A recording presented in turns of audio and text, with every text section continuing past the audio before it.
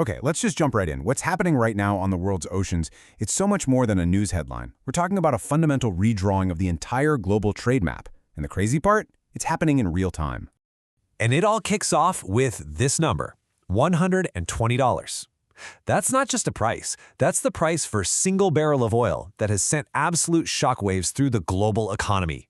You know, a number that high isn't just market jitters. Nope, that signals a full-blown crisis. Right. That leads us to the big question we're tackling today. How on earth did a conflict that seemed, contained to just one region end up causing a global shock? How did that happen? Well, to get to the bottom of it, we've got to look at the world's most critical maritime choke points. Right, so this is where it all begins, in these super narrow sea lanes. You can think of them as the arteries of global trade. And just like our own arteries, a sudden blockage, it can have absolutely catastrophic consequences for the whole system. And here it is, the epicenter, the Strait of Hormuz. Now let this sink in for a second. Almost a fifth, 20% of the entire planet's daily oil supply has to squeeze through this one tiny little corridor. I mean, you really can't overstate how crucial this spot is. And this is where the first domino fell. Tensions started escalating, there were direct security threats, and bam, tanker traffic in the strait just plummeted. But wait, it gets worse. It was a double whammy. At the exact same time, critical natural gas facilities over in Qatar, one of the world's biggest gas exporters, by the way, they got attacked. So you've got both oil and gas getting hit at the same time. And that right there is the key takeaway. This thing stopped being a local problem. It went global, fast. It's just a brutal reminder of how fragile the whole system is, how a mess in one single choke point can spark a massive global crisis that hits pretty much everyone. Okay, so what happened next? Well, what's fascinating is how this immediately slammed into the tanker market. All of a sudden, there was this massive scramble for the ships that actually move all this stuff around the globe.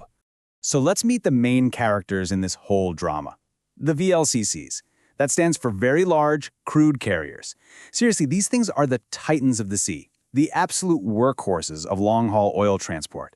And just like that, overnight, they basically became one of the hottest commodities on the entire planet. So, put yourself in the shoes of a ship operator. You're facing this impossible choice. Option 1, you risk it. You sail through the danger zone, but you're paying an insane amount for insurance just to do it faster. Option 2, you play it safe and reroute all the way around Africa. But that means way longer voyages, burning way more fuel, and your ship is out of commission for weeks longer than you planned. I mean, talk about being stuck between a rock and a hard place. There are literally no good options. And here's the kicker. The basic rules of the shipping market, they just changed completely. It wasn't about simple supply and demand anymore, how many ships versus how much oil. Suddenly, the whole game was about this new thing called risk-adjusted availability, which basically just means it's not about how many ships exist, it's about how many are actually willing and able to take on the risk. So what does this all mean on the ground, or, I guess, on the water? Well, we're about to see how this spirals into a complete logistical nightmare. It's forcing companies to literally redraw their shipping maps on the fly. Okay, so this decision to reroute, it kicks off a massive domino effect. Watch this. First, trips take way longer. That's domino 1. Domino 2, they're burning a ton more fuel. Because every ship is tied up for longer, domino 3 is that the actual number of available ships worldwide just drops. And the final domino to fall? Well, all those extra costs get passed right down the line to, you guessed it, everyone. And we're not talking about some slow, predictable shift here. No way. We are talking about trade routes that have been locked in for decades, getting thrown right out the window. They're being recalculated in real time. It's like the entire circulatory system of global trade is being rewired right before our eyes. Now, whenever you have chaos like this, there are always going to be winners and losers. So let's break down how this is shaking out for some of the major players on the world stage. All right, first up, the United States. It's in a really interesting spot. On one hand, its ports are safe, they're far away from the trouble. But those skyrocketing shipping costs, they're definitely going to hit the price of everything coming into the country. But on the other hand, with Middle Eastern energy suddenly looking shaky, the U.S. is now in a prime position to become a key alternative supplier for the rest of the world.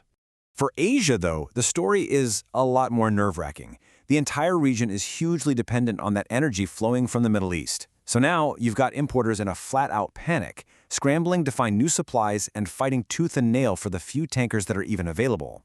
And what about Europe? Well, their big ports, like Rotterdam, are still running like clockwork, but the continent just can't dodge the economic fallout.